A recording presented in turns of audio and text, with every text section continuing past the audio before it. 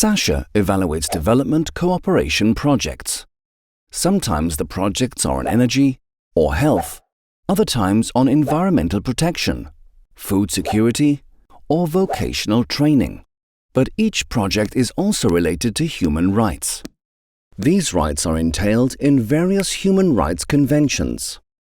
These can be economic, social, and cultural rights, like the right to food, education, or fair wages, but also political rights, like freedom of speech. Some human rights treaties set out rights for individual groups, like children.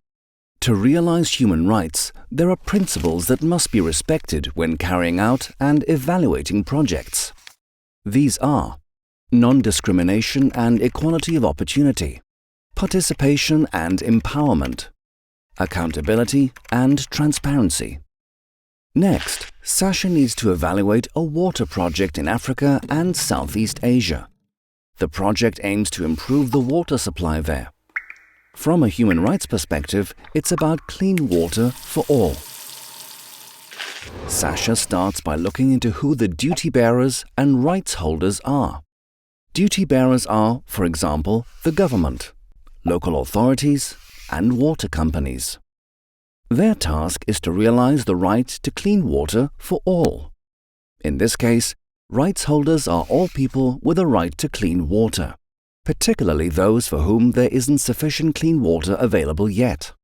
But just supplying water to the population is not enough. The rights holders should also be empowered to know their rights and claim them. Some rights holders are represented in local committees discussing water services. Sasha now formulates key questions for the human rights-based evaluation. For example, what have the duty bearers done to implement the right to water for all? And what has the project done to increase the active involvement of rights holders in local committees? Sasha applies qualitative and quantitative scientific methods to investigate if clean water for disadvantaged groups could be made available, accessible, and affordable.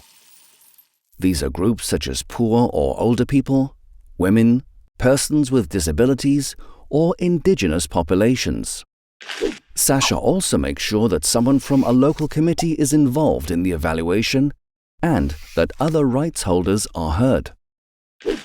The water authorities are asked whether and how the project has supported them to comply with their human rights duties, and whether points of contact have been created for possible complaints.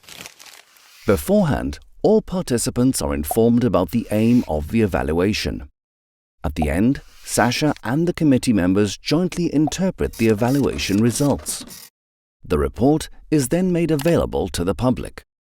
The duty bearers use the results to ensure that access to clean water for all is improved in the future, and the rights holders use them to claim their rights.